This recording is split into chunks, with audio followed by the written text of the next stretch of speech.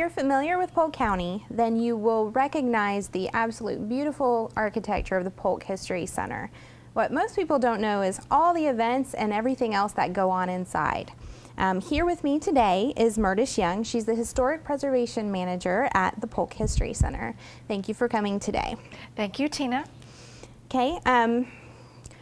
There are a lot of events coming up in August. Would you like to share some of them with us? Oh, I'd be delighted to. We do have a rather robust program that we want to share with everybody because we'd like everybody to know about what's being offered and how they can participate with us. I guess the first thing to tell your viewers about is the fact that we have both exhibits and we have programs. And what we try to do at the History Center is complement the exhibits with interesting and intriguing programs so that once you see the exhibit, you might be excited to learn a little more. So all of our program is some way related to the exhibits. And for the month of August, for instance, we have always on the first Saturday of the month a cemetery tour at Oak Hill Cemetery. And the idea of the cemetery tour is a complement of the Civil War exhibit. When we curated the exhibit, our thought was we wanted to participate with the national commemoration of the sesquicentennial of the Civil War, very important time of history in our country. We wanted to tell people and give everybody an opportunity to talk about it as it relates to Polk County and what Polk County was like during that period of time. So we curated the exhibit, and it is called Defending the Edge of Wilderness because, of course, Polk County was on the edge of wilderness in 1861. So we have the exhibit in place, and it has two components. One is defending what life was like on the battlefront, and the other component is what life was like in Polk County on the home front. So the cemetery tour is a complimentary program. So on the first Saturday of every month, we meet at the History Center at 11. We give our visitors an opportunity to hear a story about Evander Law, who was General Law, who served in the Civil War and a very important pioneer in Polk County. So we start there, we take a walk to Oak Hill Cemetery, and we tour the cemetery. And we have an opportunity to learn about the Confederate and Union soldiers who are buried there, as well as Jacob Summerlin and Evander Law. So that's just one program that is in place to complement that exhibit. The other programs that we have on a monthly basis start at the beginning of the month on the first and second Tuesday of the month, and that's our book club. This is relatively new for us, and we are getting a lot of interest in that. So in August, first Tuesday, second Tuesday of the month, 12:15 to 1, we'll be talking about Zora Neale Hurston's unpublished play, Polk County. This was really exciting for us to find the opportunity to bring this play into the museum.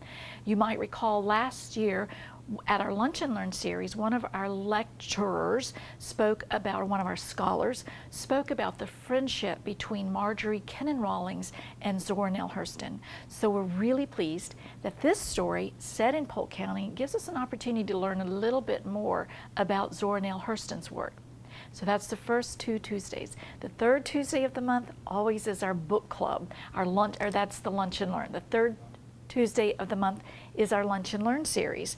And this particular month that's coming up is Rick Kilby, and his program is about finding the fountain of youth. Now he'll do this through graphic postcards and photographs, and the interesting thing about it, and a nice opportunity for us to cross-promote, is that he presently has an exhibit in place at Bok Tower Gardens. So the exhibit is at Bok Tower Gardens, but we have the speaker coming on the third Tuesday of the month. Another exciting opportunity for us to share with our visitors this month, August 7th, marks the 25th anniversary of the Polk County History Center being listed on the National Register of Historic Places. So what we've done to celebrate that occasion is we have scripted an architectural tour. So on August 7th, we will launch a new tour at the History Center that is an architectural tour for those people who are interested primarily in learning about the architecture. 1908 and 1926 neoclassical building with many, many interesting architectural designs. A building that has 4 basements, you know, the building that's designated to be open to public government. So we're really excited about that tour as well. It's such a beautiful building. I've had a chance to get the behind the scenes tour, and it is amazing how much history is there. Thank you, Tina, and I'm glad you had that opportunity because it is a nice experience. So those are the things that are coming up, and most of those are for our adult learners. Then we have our young learners. And Shelley Drummond, who is our Curator of Education Programs, has a series of programs that are going on through the month of August into September that offers learning for the young learners, and it's on Thursday, Friday, and Saturday, and somehow whatever she's doing, again, ties back to learning about and experiencing life in Polk County during the period of the Civil War in the 1861 to 1864 period. That's amazing.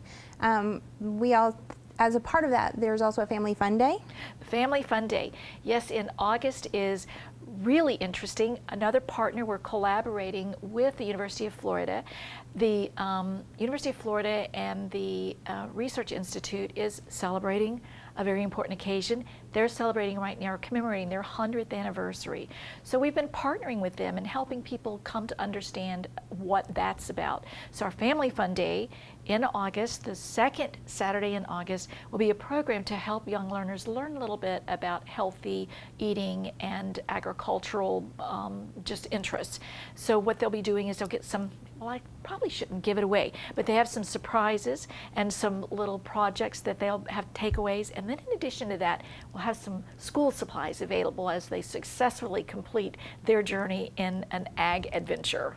And important for parents to note is that these programs are free for families. So they're a great opportunity to have something to do with your kids on the weekends, to experience a little bit of Polk County history, to learn, but in a fun way. So it's not boring. It's a way that they can experience Polk County in a completely different light than they get at school.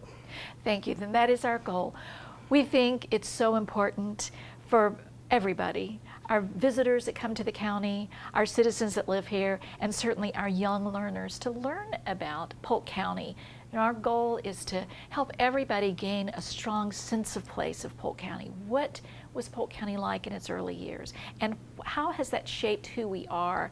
And what stories can we tell to help people experience that? And we do try to make it fun. We have scavenger hunts, we have crafts, and we have activities.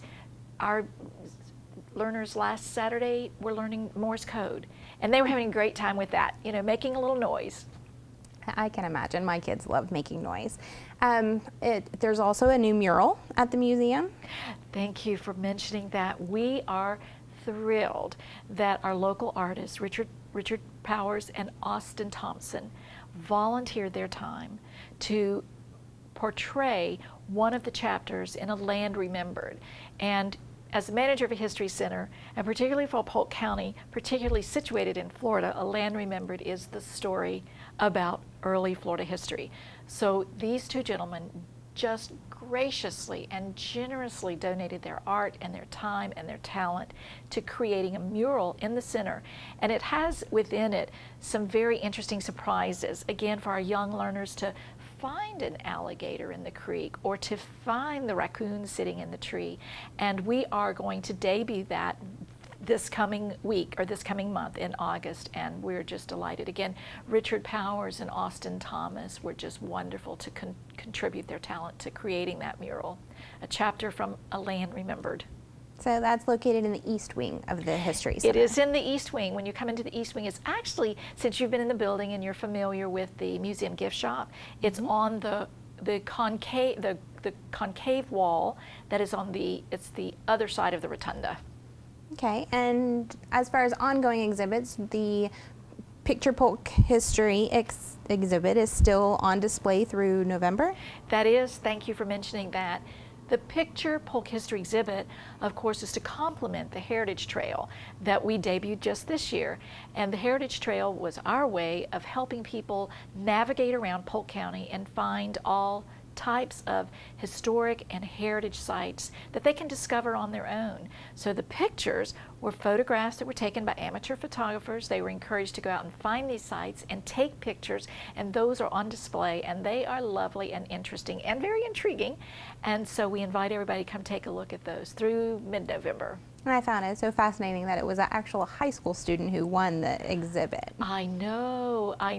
We were fascinated by that too. And our judges did not know the names or the ages or anything about the backgrounds of the photographers other than they knew they were amateur photographers. So yes, we had a young photographer as our top winner this year. Oh, I thank you so much for coming out today and letting us know about all these amazing events that the History Center has and all the things that are good for all ages. But I do appreciate you coming out today. And we appreciate being with you today. All right. And for all of the August events and all of the upcoming monthly events as well, you can visit the Polk History Center website. It's www.polkhistorycenter.org. The History Center is located at 100 East Main Street here in Bartow.